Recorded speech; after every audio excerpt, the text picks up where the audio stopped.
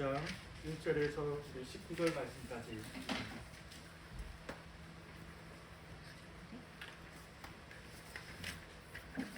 사도행전 9장 1절에서 19절 말씀까지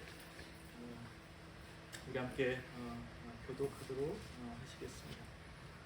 사울이 주의 제자들에게 대하여 여전히 위협과 살기가 등등하여 제사장에 가서 다메섹 여러 회당에 가져갈 공문을 청하니 이는 만일 도를 따르는 사람을 만나면 남녀를 막론하고 결박하여 예루살렘으로 가져오려니라. 사울이 길을 가다가 다메섹에 가까이 이르더니 후련히 하늘로부터 빛이 그를 둘러 비추는지라.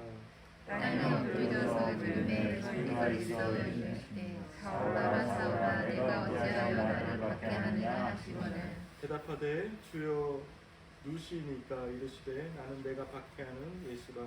너는 일어나 시내로 들어가라 내가 행할 것을 내게 제가 있느니라 하시니 같이 가던 사람들은 소리만 듣고 아무도 보지 못하여 말을 못하고 서 있더라.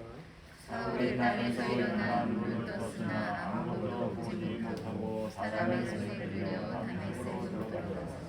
살 동안 보지 못하고 먹지도 마시지도 아니하니라.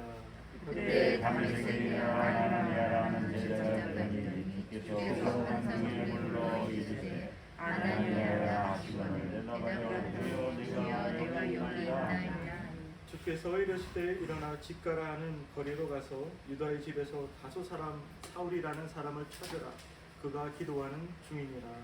그가 아나니아라는 사람이 들어와서 자기에게 안수하여 다시 보게 하는 것을 원하느니라 하시거늘 아나니아가 대답하되 주여 이 사람에게 대답하여 내가 여러 사람들에게 듣사온즉 그가 예루살렘에서 주의 성도에게 적지 않은 해를 끼쳤다 하더니 여기서 주의 이름을 부르는 모든 사람을 결박할 권세를 대제사장에게서 받았나이다 하거늘 주께서 이르시되 가라. 이 사람은 내 이름을 이방인과 임금들과 이스라엘 자손들에게 전하기 위하여 택한 나의 그릇이라. 그가 내 이름을 위하여 얼마나 고난을 받아야 할 것을 내가 그에게 이르리라 하시니 아나니아가 떠나 그 집에 들어가서 그에게 안수하여 이르되 형제 사울아 주 곧 내가 오는 길에서 나타나셨던 예수께서 나를 보내어 너로 다시 보게 하시고 성령으로 충만하게 하신다 하니 즉시 사울의 눈에서 빛 같은 것이 벗어져 다시 보게 된지라 일어나 세례를 받고 함께 했습니다. 음식을 먹음에 강건하여 바치니라. 바치니라. 이는 살아계신 하나님의 말씀입니다. 아멘. 오늘 말씀을 통해서 우리 모두에게 하나님의 그 은혜와 그 위로와 하나님의 겸손이 우리 가운데 있기를 간절히 축복합니다. 우리 오늘 하나님 말씀 제목 함께 읽습니다. 시작. 영원한 것을 담은 아름다운 그 네, 오늘 말씀을 통해서 영원한 것을 담는 아름다운 그릇이라고 하는 제목으로 말씀을 함께 나눕니다. 지난주 우리 열린교회 각 가정마다 그런 삶 가운데 여러 가지 일들이 있었을 터인데 그 모든 것도 하나님께서 계획하시고 하나님 섭리 안에 있다라고 하는 그 사실을 우리가 인정하며 나갔을 때 모든 걸 통해서 하나님께서 영광 받아 주실 줄 믿습니다. 네, 모든 것이 하나님의 자녀들은 하나님 계획 아래 있는 거예요. 하나님 인도하시는 가운데 있는 거예요. 우리 오늘 말씀을 보면 우리 잘 알고 있는 우리 사울이 등장하게 됩니다. 사울의 그 모습을 우리가 보면 참 하나님의 그 계획하심, 하나님의 그 섭리, 하나님의 그 일하심이 참 너무 아름답다라고 하는 그 생각을 우리가 여지없이 오늘 말씀을 통해서 할 수가 있을 것 같아요. 우리 오늘 본문 말씀에 등장하고 있는 사울이라는 인물을 너무 잘 알고 있는 인물이죠. 바로 그 앞장에 바로 스데반 집사님을 바로 죽게 한 그 장본인이 누구였습니까? 바로 사울이었습니다. 정말 악랄한 자였죠. 정말 기독교인들을 그리스도인들을 잔멸하려고 했던 바로 인물이 바로 사울이었던 거죠. 그런데 그 사울을 하나님께서 부르시고 하나님께서 사용하신다라고 하는 거예요. 하나님의 그 계획하심과 하나님의 섭리와 그 하나님의 인도하심을 우리가 알 수 없는 거예요. 그 하나님의 기쁘신 뜻을 우리가 다 헤아려 알 수 없는 거예요. 그렇기 때문에 우리는 늘 무한한 유한한 존재인 거죠. 우리는 그 하나님의 무한하신 앞에 우리는 늘 한계를 경험하고 늘 우리의 그 한계치 앞에서 하나님 앞에 엎드릴 수밖에 없는 존재가 바로 우리라고 하는 사실을 우리는 늘 경험할 수밖에 없게 되는 것 같습니다. 우리는 사울을 보면서 하나님께서 계획하셨던 그 하나님의 일들, 하나님께 꿈꾸셨던 그 하나님의 일들이 바로 사도행전 1장 8절을 통해서 결국 이제 선포되고 있지 않습니까? 그 하나님의 일들이 이제 예루살렘 교회를 통해서 이제 시작이 되어지는데 그 하나님의 일들이 구체적으로 이제 하나님의 사람들을 통해서 이루어져야 되는데 하나님의 사람들을 통해 이루어지지 않으니까 하나님께서 어떤 방법을 통해서 하나님께 일하세요. 바로 예루살렘 교회 박해라는 그 도구를 통해서 바로 예루살렘 교회 성도들이 흩어지기 시작합니다. 그러니까 박해라는 것도 하나님의 관점에서 볼 때 하나님께서 사용하신 도구라고 하는 거죠. 하나님의 그 섭리 아래에서.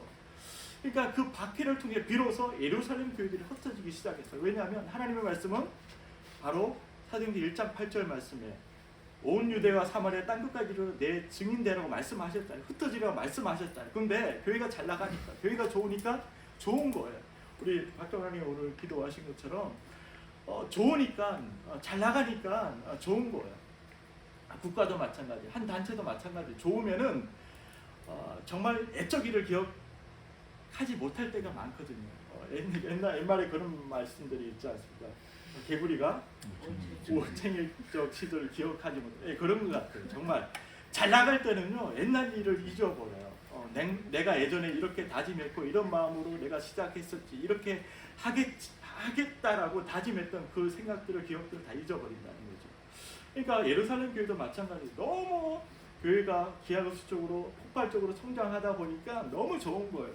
교회가 힘이 생기고 여러 방면으로 교회가 그 지역에 영향력을 끼치다 보니 그걸 잊어버린 거예요.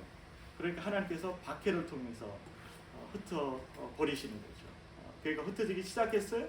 흩어지면서 본격적으로 하나님의 그 일들을 하나님께서 시작하십니다. 손을 대시기 시작하는데 그 첫 번째 그 일이 바로 사울을 하나님께서 만나시는 거죠. 사울을 만나시는 거죠.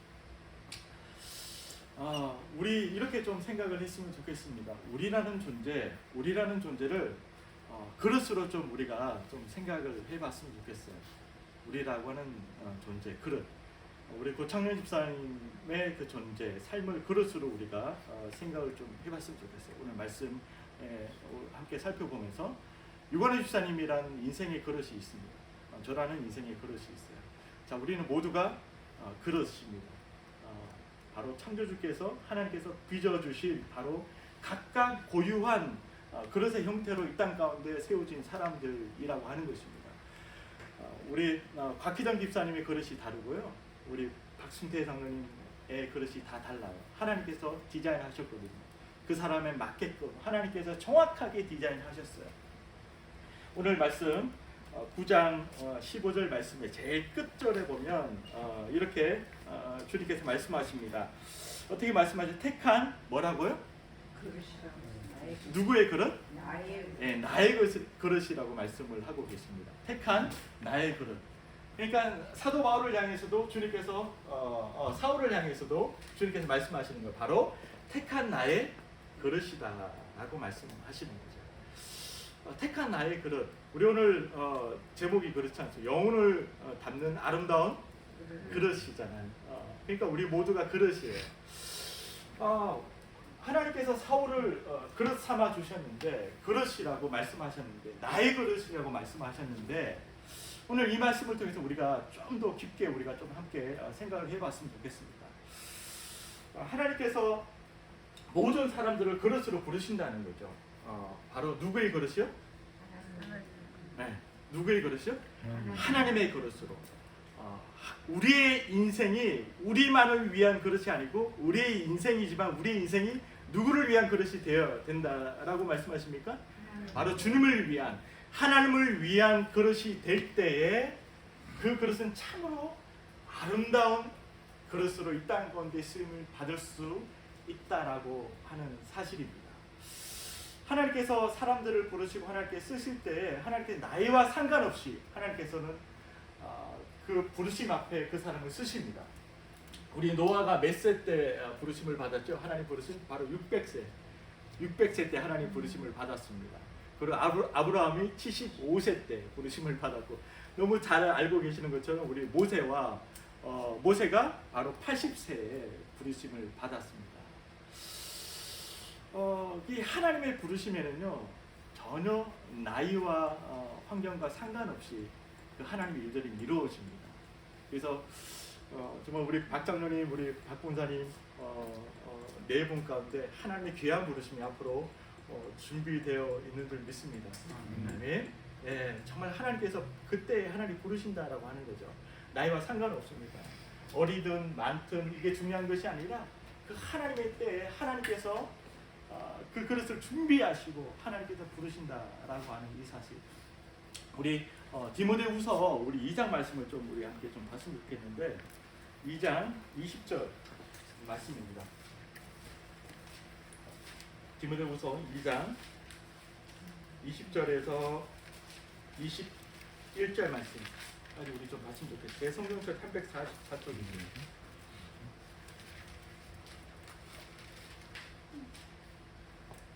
이 2장 20절, 21절 제가 읽어드리겠습니다. 큰 집에는 금그릇과 은그릇뿐만 아니라 나무그릇과 질그릇도 있어 귀하게 쓰는 것도 있고 천하게 쓰는 것도 있나니, 그러므로 누구든지 이런 것에서 자기를 깨끗하게 하면 귀히 쓰는 그릇이 되어 거룩하고 주인이 쓰심에 합당하며 모든 일에 준비함이 되리라. 그렇게 말씀하고 있습니다. 오늘 말씀에도 그릇이라고 하는 그 표현으로 우리를 향해서 주님께서 말씀하고 있는 거죠. 큰 집이라고 말씀하고 있지 않습니까? 큰 집. 큰 집이 어떤 집이죠? 큰 집, 바로 하나님의 집을 말하고 있습니다. 바로 교회들을 말하고 있는 거죠. 어떤 사람은 큰 집이 어떤 집이죠? 그러니까 어떤 사람이 그 얘기를 하시더라고요. 교도소에 이런 말씀을 하시더라고요.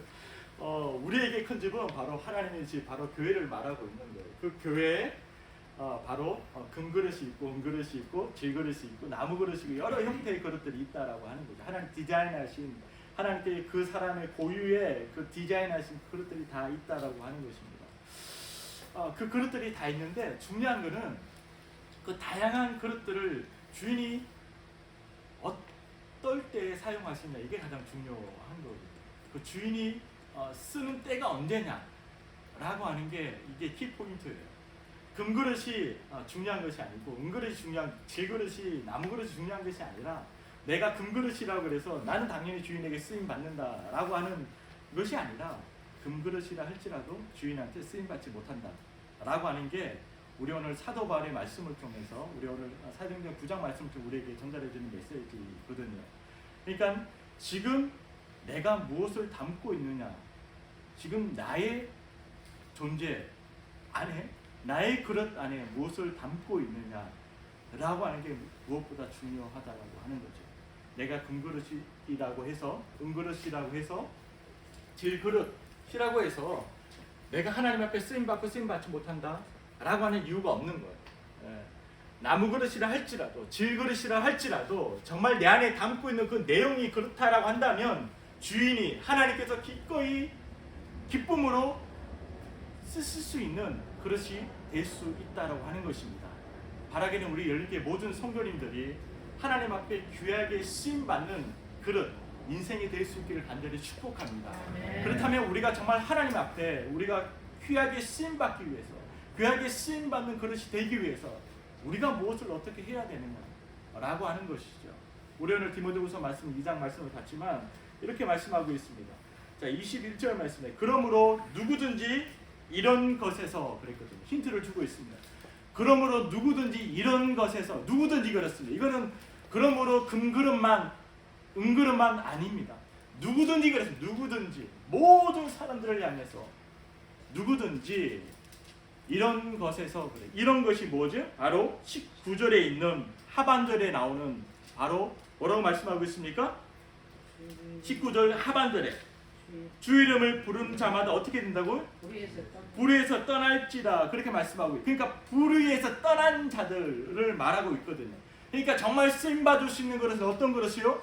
주의 이름을 부름으로 인해서 불의에서 떠난 자들, 그래 구원받은 자들 말하고 있거든요. 이게 첫 번째 단계입니다. 이게 첫 번째 주님께 쓰시는 그릇의 단계이에요. 두 번째 그릇의 단계는 뭐냐면 구원은 받았지만 내가 주님께서 쓰시기에 알맞는 그릇의 형태는 되었지만 시간이 지나면 지날수록 그 그릇 안에 자꾸 때가 끼이는 거예요. 자꾸 불순물이 끼이는 거예요. 예. 그 불순물과 그 불의를 뭐라고 말씀하고 있죠? 더 구체적으로 성경 우리가 말씀하고 있는데 로마서 1장 말씀에 보면 이렇게 말씀하고 있습니다. 구체적으로 로마서 1장 말씀에 1장 28절 말씀 우리 함께 좀 찾아보겠습니다. 1장 28절, 29절, 뭐 30절, 31절 쭉 이렇게 밑으로 설명해주고 있습니다. 자, 로마서 1장 28절 제가 먼저 읽어드릴게요. 하반절부터 제가 읽어드리겠습니다. 그 상실한 마음대로 내버려 두사 합당치 못한 일을 하게 하셨으니 곧 모든 불의, 자 모든 비리라고 불의, 자 그걸 풀어서 이제 말씀하고 있습니다. 수악, 탐욕, 악의가 가득한 자요, 시기, 살인, 분쟁, 사기, 악독이 가득한 자요, 수근수근하는 자요, 비방하는 자요, 하나님께서 미워하시는 자요, 능욕하는 자요, 교만한 자요, 자랑하는 자요, 악을 도모하는 자요, 부모를 거역하는 자요, 우매한 자요, 대학하는 자요, 무정한 자요, 무자비한 자라 이렇게 말씀하고, 그러니까 이게 모든 불의라고 하는 거죠. 우리가 예수를 믿었지만 우리가 정말 하나님께서 원하시는 그의 형태는 되어졌지만 우리가 이 땅을 살아가면서 이런 불의들이 늘 우리 앞에 놓여져 있다라고 하는, 이런 유혹들이 늘 우리의 삶의 현장 가운데 곳곳에 정말 덫처럼, 정말 어떻게 보면 갑자기 생각이 안 나네. 이게 생각이 안 날 때가 참 많아요. 요즘 생각이 이게 그거 뭐죠? 군대 가면 뭐죠? 지뢰. 예, 지뢰가 생각이, 지뢰밭처럼 우리 삶의 곳곳에 이게 숨겨져 있거든요. 숨겨져 있어요. 참 이런 형태의 불의들이. 근데 그런 것들로부터 우리를 깨끗하게 하지 않으면 하나님 보시기에 합당한 것으로 우리가 쓰임 받을 수 없다라고 하는 거죠. 자, 두 번째 이 몫은 우리의 몫이에요. 이 그릇을 깨끗게 하는 것은 우리의 몫입니다. 정말 하나님의 전적인 은혜 가운데 우리가 하나님께서 원하시는 그릇이 되었어요. 이건 하나님의 은총이고 하나님의 은혜입니다. 이건 우리가 어떻게 노력해서 얻어지는 영역이 아니고 이거는 하나님께 전적으로 우리 인간들을 향한 하나님의 사랑과 은총과 은혜이거든요. 그 은혜를 받았습니다. 은총을 받았습니다. 구원의 은혜와 구원의 그 감격을 경험했습니다. 그 후에 삶을 어떻게 살아내느냐의 문제는 바로 누구의 몫이냐? 바로 나의 몫인 거예요. 그 하나님의 복음이, 하나님의 그 은혜가, 하나님의 은총이 나의 삶을 통하여 어떻게 비춰질 거냐라고 하는 그 영역은 바로 나의 몫인 거죠. 지난주에 제가 말씀드렸지 않습니까? 하나님의 자녀, 하나님의 사람으로서 정말 우리가 이 땅 가운데, 삶 가운데 칭찬받는 존재, 사랑받을 만한 존재로 우리가 살아가야 되는 것이 너무나 중요하다라고 하는 거예요. 예수 믿는데 정말 하나님의 섬기는 자가 내 그룹 안에서, 내 직장 안에서, 내 삶의 바운더리 안에 칭찬받지 못하고 인정받지 못하고 사랑받을 만한 존재가 되지 못한다고 한다면 우리는 다시 한번 도전을 해봐야 돼요. 정말 내가 그리스도인답게 내가 이 땅 가운데 살아가고 있느냐. 왜? 너무나 중요한 부분이기 때문에 그렇습니다. 하나님께서 우리에게 정말 말할 수 없는 십자가의 그 은혜로 말미암아 우리에게 구원을 허락해 주셨습니다. 구원의 은혜를 우리에게 안겨주셨습니다. 경험하게 해주셨습니다. 그러면 그 말할 수 없는 그 은혜에 대한 우리의 삶의 반응이 우리의 삶 매일매일 가운데 있어야 할 터인데 어떤 형태로 우리가 삶의 반응들을 주님 앞에 보이느냐 너무 중요한 거거든요. 바로 여기에 따라서 우리를 통해서 하나님께서 일을 하실 수도 있고 우리를 통해서 하나님 일이 증거되는 게 아니라 하나님 일이 막힐 수도 있다라고 하는 거죠. 그래서 너무나 중요한 삶의 현실적인 부분인 것 같습니다. 그래서 이런 불의에서 우리가 떠날 때, 이런 불의에서 우리가 날마다 삶의 치열한 상황 가운데 하나님의 말씀을 붙들고 하나님 편에 설 때에 하나님 보실 때 정말 너는 내가 쓰기에 합당한 그릇이구나. 하나님 기뻐하는 존재로 하나님 앞에 날마다 쓰임받는 존재가 될 수 있다라고 하는 것입니다. 우리 예수님께 이 땅에 오셨을 때 첫 번째 그 여러 가지 사역들 중에 한 가지 사역을 우리가 짚어본다면 성전 청결 사역을 우리가 볼 수가 있을 겁니다. 요한복음 2장의 말씀을 보면 예수님께서 이 땅의 공생애를 시작하실 때 첫 번째로 했던 사역들 중에 하나가 바로 성전 정화 운동, 성전 청결 그 사건을 우리가 들 수 있을 겁니다. 자, 우리 예를 들어서 한번 제가 이제 말씀을 드립니다. 자, 요한복음 2장에 예수님 공생이 시작하실 때 예수님이 하셨던 사건, 사역입니다. 예수 예루살렘 성전에 올라가셨어요. 올라가셨을 때 예수님께서 어떻게 하셨습니까? 성전에 가보니까 어떤 일들이 성행하고 어떤 일들이 벌어지기 시작했습니까? 성전에 가보니까 예수님이 그렇죠. 성전에 가니까 성전 뜰 앞에서 수많은 상인들이 장사를 하고 있는 거예요. 소를 팔고 양을 팔고 비둘기를 팔고 짐승들을 팔기 시작하는 거예요. 그리고 성전 안에 뭐가 있느냐? 환전소가 있었다라고 하는 거죠. 환전소. 성전에 왜 환전소가 있었겠습니까? 물건 사려면 돈을 바꿔야 돼요. 그것도 맞는 말씀입니다. 자, 일단은 그 동물들을 팔았다라고 하는 이유는 뭐냐면, 무엇 때문에 동물들을 팔았냐면, 이거를 여러분들이 잘 이해를 하시고 넘어가면 잘 쉽게 오늘 말씀과 연결이 될 것 같습니다. 그 당시에 그 예배를 집례하는 사람은 대제사장이었습니다. 대제사장 예배를 집례하고 인도를 했는데, 그 동물들이 구약의 제사는 흠이 없는 동물들만 하나님 앞에 제물로, 예물로 드릴 수 있었어요. 그래서 그 동물이, 이 동물이 흠이 있느냐 없느냐를 판가름하는 사람이 누구입니까? 대제사장이 판가름할 수 있어요. 이 동물은 흠이 있는 거야, 이거는 흠이 없는 거야 라고 도장을 딱 찍어줄 수 있는 게 바로 대제사장의 권한이거든요. 그런데 그때 이제 수많은 사람들이 디아스포라 유대인들이 있었을 거 아닙니까? 예루살렘의 성전을 향해서 매년마다 오는 거죠. 제사를 드리려고, 예배를 하려고 오는데, 성전을 향해 오는데, 이제 그 멀리에서 짐승을 갖고 오는 사람도 있었고 초기에는, 그리고 가까운 데 짐승을 가지고 오는 사람들이 있는데, 그걸 제사를 드려야 되는데 판정을 받아야 되고, 이게 흠이 있느냐 없느냐, 대제사장들 보고 다 흠이 있다라고 다 판정을 내리는 거예요. 이거 흠이 있는 거야, 흠이 있는 거야. 자, 왜 그렇게 했겠습니까? 돈 때문에 그렇습니다. 돈 때문에 안 된다라고 하는 거죠. 그렇기 때문에 어쩔 수 없이 그 성전에서 판매되는 짐승만 구입을 해서 제물로, 제사의 제물로, 예물로 드릴 수밖에 없는 상황이 온 거죠. 그러니까 이 동물을 이제 가지고 갈 수 없다라는 인식이 모든 유대인들에게 박혀 있었던 거예요. 그러니까 성전에, 예루살렘 성전에 도착해서 모든 사람들이 그곳에서 예물들을 사서 흠이 없는 짐승을 하나님 앞에 예물로 드렸던 겁니다. 그런 상황이 있었던 거예요. 그리고 환전소는 왜 있었냐? 환전소는 있었던 이유는, 자, 예루살렘 성전에서만 이제 통용되는 화폐가 있었습니다. 성전에서만. 근데 그 디아스포라 유대인들은 어때요? 이게 나라가 다르다 보니까 그쪽에서 통용되는 화폐가 예루살렘 성전에서 통용이 됩니까? 되지 않습니까? 되지 않습니다. 그런데 그 돈을 가지고는 이거 성전세를 드릴 수 없는 거예요. 왜냐하면 유대인 모든 남성들이 1년에 한 번씩 성전세를 드려야 됐습니다. 반세겔씩 무조건 의무적으로 드려야 되는데, 그를 멀리서 온 사람들은 그 돈으로 드릴 수 없으니까 환전소를 차려놓은 거예요. 그래서 많은 수수료를 내고 돈을 환전하는 거죠. 성전에 사용하는 그 화폐로. 그래서 화폐로 이제 환전을 내서 성전세를 냈다라고 하는 거죠.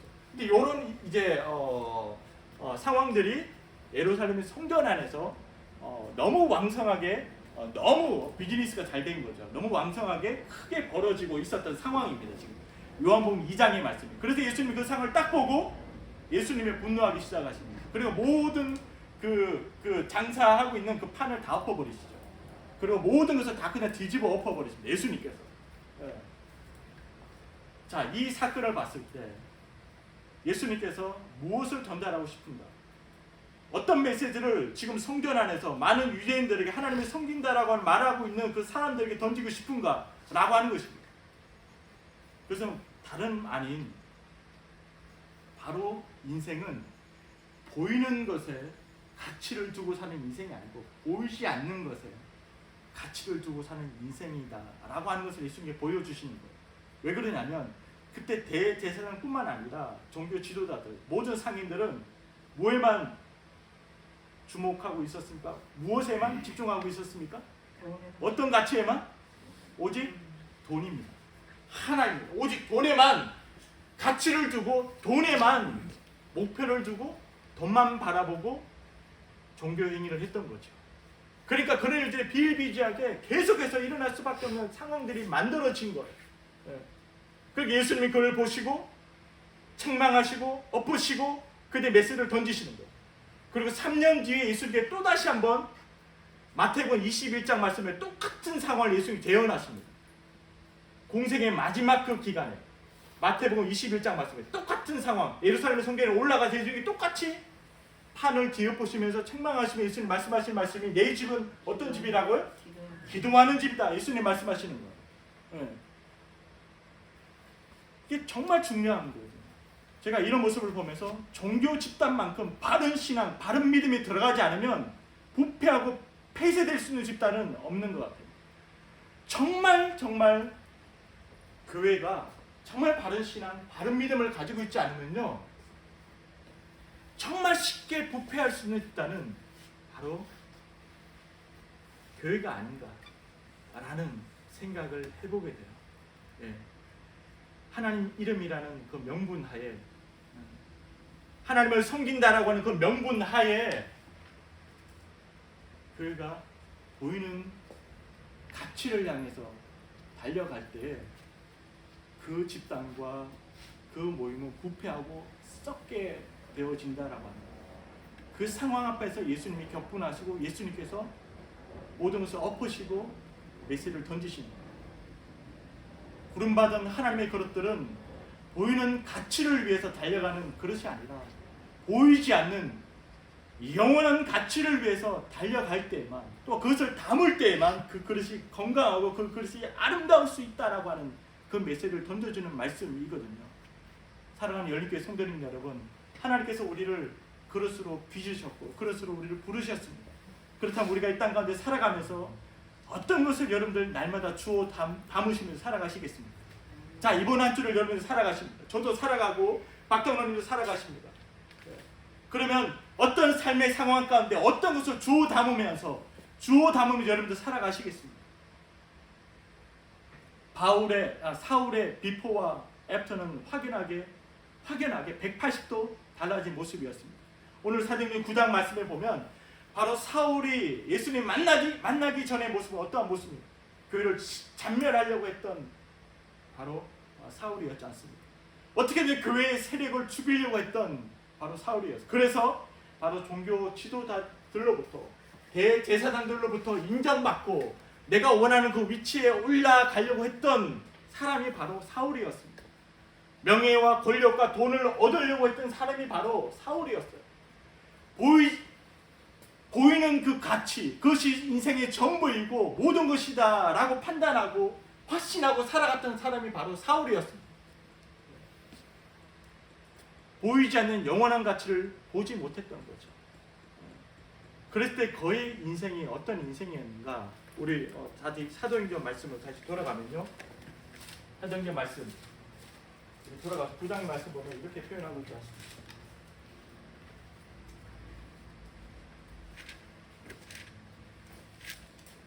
자, 8절 말씀 보면 이렇게 말씀하고, 사울이 땅에서 일어나 눈을 떴으나 어떻게 했다고요? 눈을 떴는데 어떻게 됐죠? 아무것도 볼 수가 없어. 자, 아무것도 볼 수 없었다라고 말해요. 자, 이게 중요한 의미가 있거든요. 자, 예수님을 만남으로 인해서, 사울이 예수님을 만남으로 인해서 빛을 보므로 인해서 그냥 눈이 그냥 가버렸어요.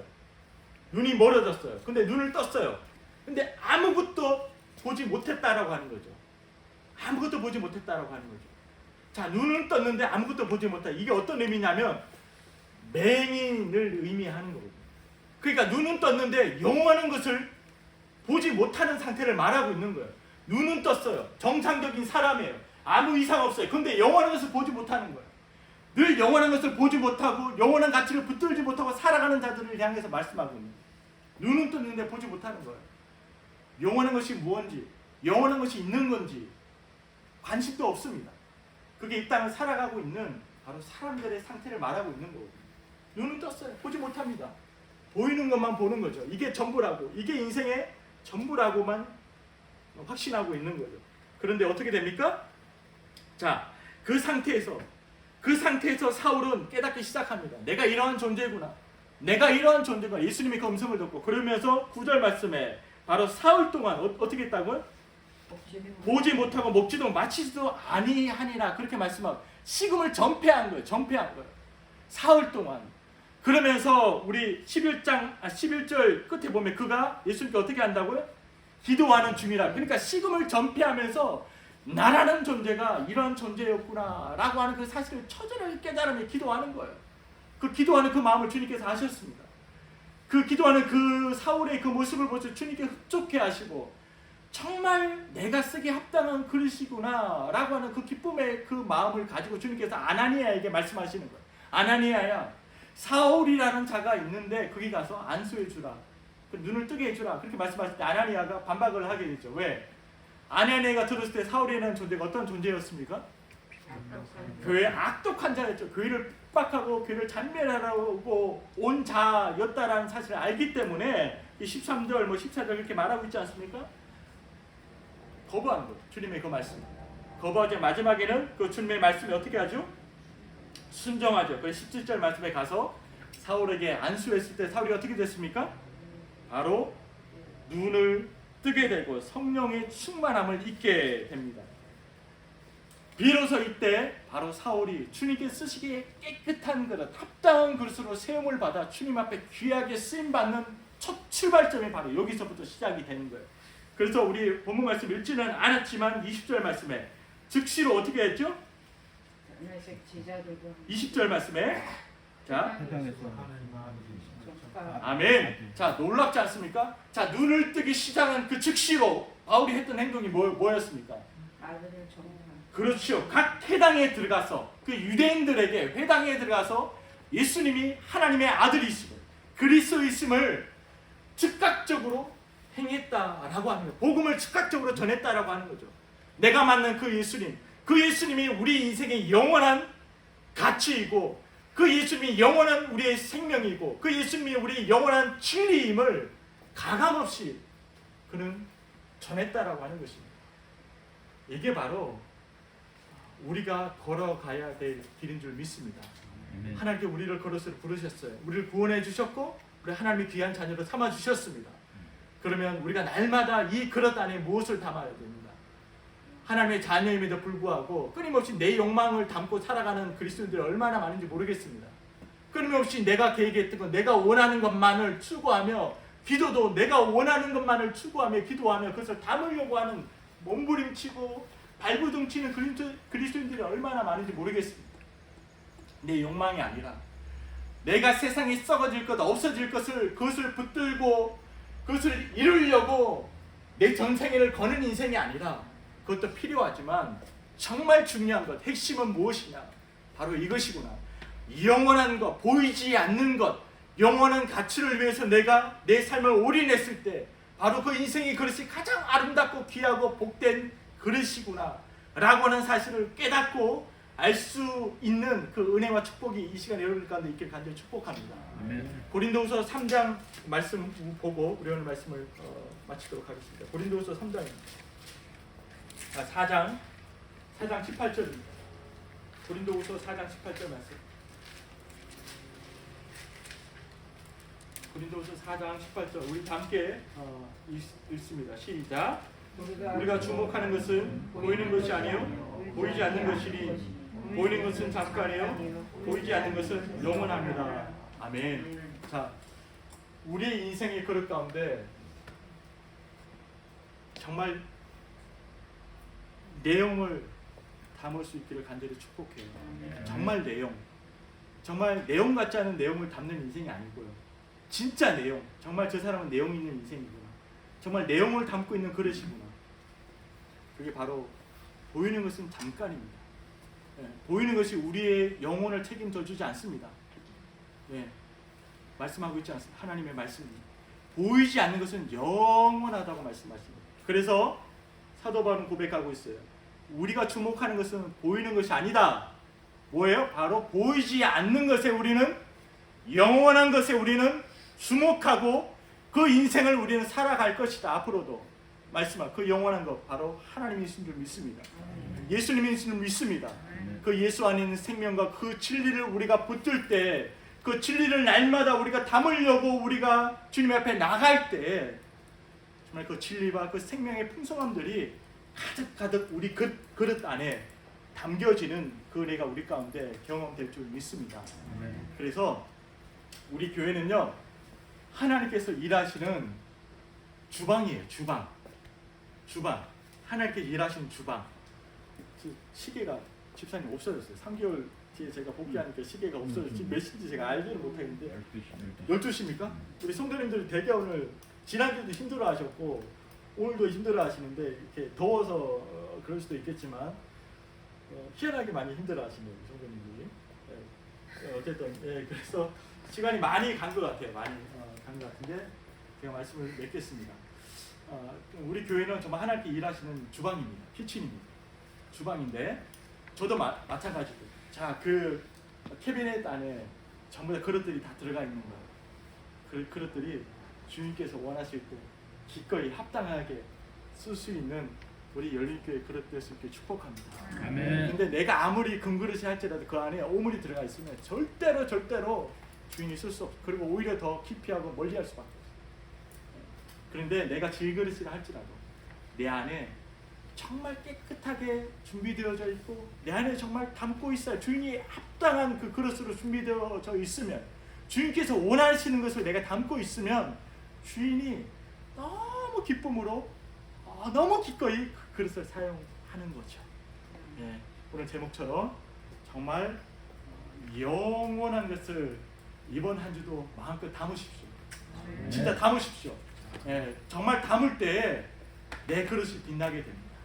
그리고 담을 때 어떤 어려움과 힘든 상황 가운데도 정말 이것이 믿음이구나, 정말 이 내용이 정말 내용이 있는 거구나 라고 하는 것을 내가 확신하게 돼요. 그래서 내 입술을 통해 내 행동을 통해서 예수님이 맞습니다. 예수님이 정답입니다.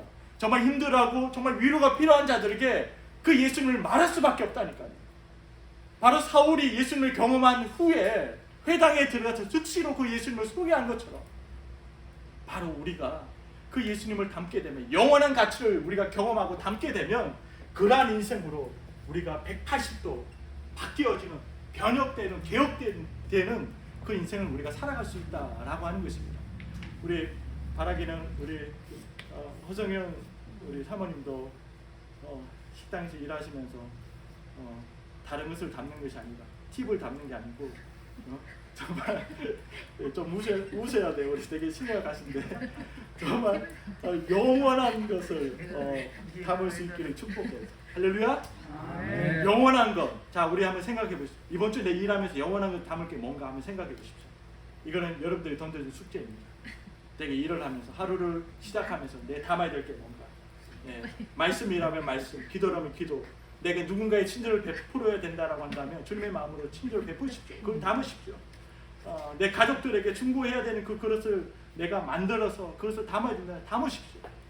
그러면 그 그릇이 정말 귀하고 아름답게 하나님 앞에 날마다 쓰임받는 그릇이 될 줄 믿습니다. 기도하겠습니다. 하나님 감사합니다. 우리를 빚으시고 하나님께서 우리에게 말씀하십니다.